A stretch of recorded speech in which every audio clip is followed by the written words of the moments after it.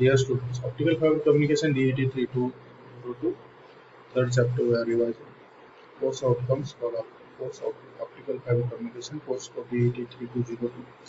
Outcomes are the students will be able to understand the different communication media, various blocks and applications of optical fiber communication system. The students will be able to understand the optics rules and measure the optical fiber cable parameters. Students will be able to identify the suitable optical sources for a given application. Students will be able to identify suitable optical detector for a given application.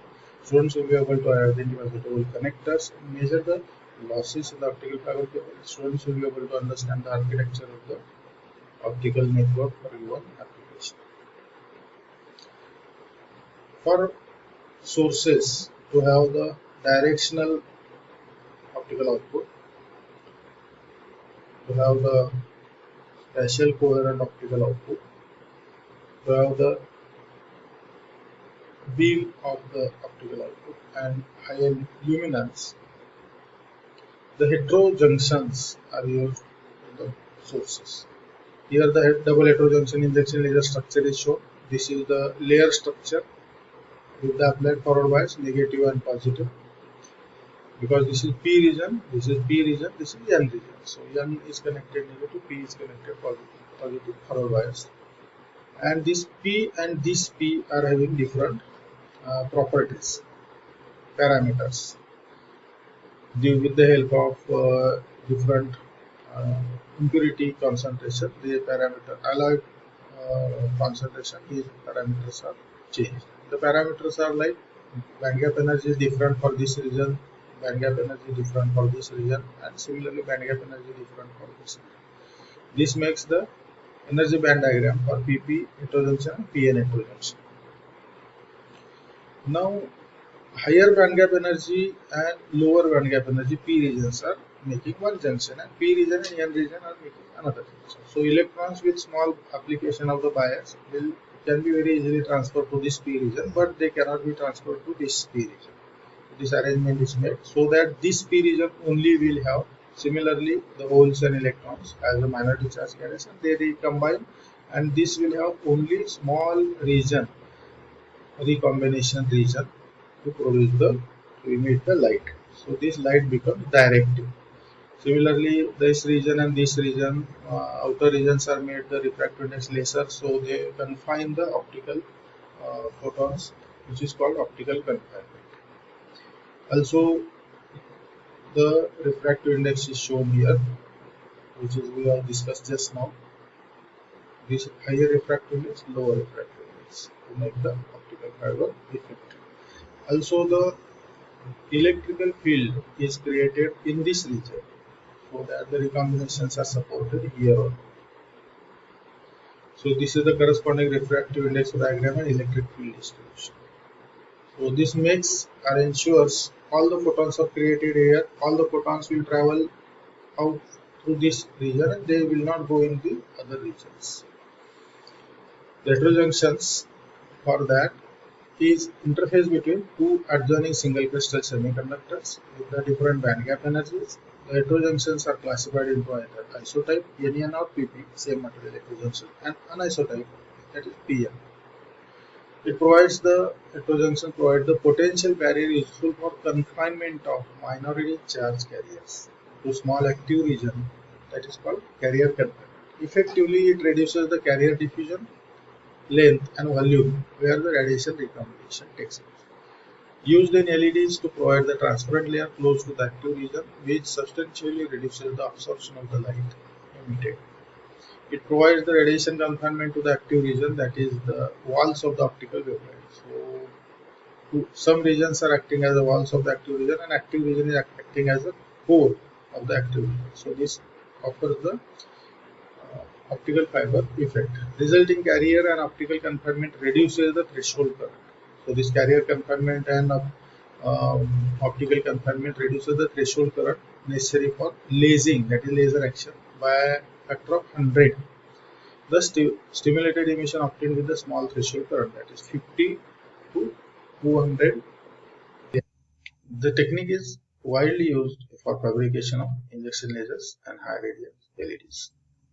Semiconductor injection laser or injection laser diode, ILD, or injection laser. Injection laser major advantages over the other semiconductor sources, that is LEDs, are as follows. High radiance due to the amplifying effect of the stimulated emission. Injection laser generally supply milliwatts of the optical power. Narrow line width of the order of 1 nanometer, 10 angstrom or less, which is useful in minimizing the effect of material dispersion. Modulation capabilities which extend up to gigahertz range and will be improved upon continuously, so till they are developing. The relative temporal coherence, which is essential to allow coherent detection in the high capacity systems, at present primarily used in single mode systems. A good spatial coherence, so relative temporal coherence, which is essential to allow the coherent detection in the high capacity systems, at present primarily used in single mode. So modulation capacities are gigahertz and relative temporal coherence is also observed. The good spatial coherence, which allows the output to be focused to by the lens, is also obtained.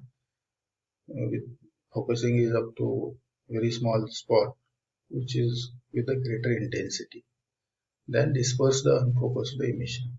The spatial coherence permits the efficient coupling of optical output power into fiber even with low numerical aperture.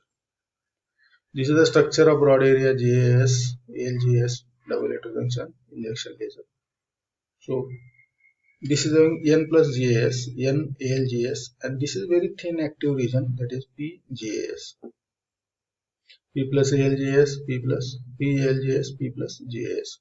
So this PALGS and NALGS alongside the active region, they are confinement layers. This is the contact metallization on lower side, also contact metallization. So these are the roughened sides. So they do not support the standing wave or reflections, whereas these cleaved mirrors on other sides support the reflection, and that's why the standing wave. So light output comes in this direction, and total volume will generate the light output. Even though the thin active layer is there, on horizontal direction, light output is very wide. So this also should be confined. So for that horizontal confinement, the current flowing in this direction is confined. So for that the strip is made. This is called the oxide strip, ALGS, double junction structure. So this is strip geometry. So this is metallization. This is metallization. This is silicon dioxide under the metallization, and very small metallization is having the electrical contact with the structure. So very small volume will carry the current, and this remaining volume do not carry current. So current only passes in this small volume. So this total active region will not produce the photons, only small volume will produce the photons. So this is called current confinement. Again the structure is same, NAJS, NALGS, this is active region, PALGS, then PALGS, then P plus JS. So active region alongside these two confinement layers, this is metallization layer, below is also metallization. So this is silicon dioxide, and this is the strip contact. Due to this, if you observe the thin active region generates very small angle 45 degree vertically, and similarly the current confinement generates small active beam angle of 90. So this very sharp pencil beam is obtained. For that different structures are used for confinement of the current as well as the photons, optical confinement and current confinement. The structures like strip geometry injection laser, the proton isolated strip GAS LGAS laser is there. Secondly, the PN junction isolated diffused planar strip GAS LGAS. This first structure is proton isolated, and second is PN junction isolated. In this, the proton region is created. High resistivity proton is implanted in this region. So this creates the high resistivity, and whatever the current is applied here in the contact metallization, we'll have only this path to travel, and this proton implanted region do not conduct. In this way, the current confinement is achieved. The active region is also thin, so only current passes through this, and the small beam can be obtained. The remaining layers NJS, NALJS, then PJS, PLJS, and PJS. These are the same structure. So this PJS in this also active region, NJS, NALJS, PLJS, NJS. Now here difference is N. This active region is P. This is also P. So here it is P, but here it is N region. So when connecting positive here, this N and P will create this junction, the reverse bias. So the diffused P region is created. Here it is diffused P region. Diffused P region. This P region continues with this P region. So whatever the positive connected here will have the current flow through only this region. And this reverse biased region will not carry the current.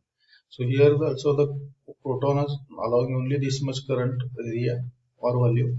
Here the diffused P region allowing only this much area volume. So in this way the current confinement is achieved. So one is proton implanted, second is p-n junction isolated. Similarly the ridge waveguide effect can be also. Optical confinement also can be done. So the structure is again same.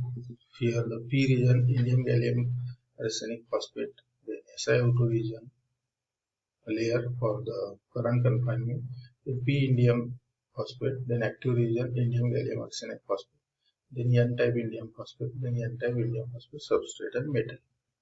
So here optical confinement and electrical confinement is shown. One more structure is that buried heterostructure laser structure.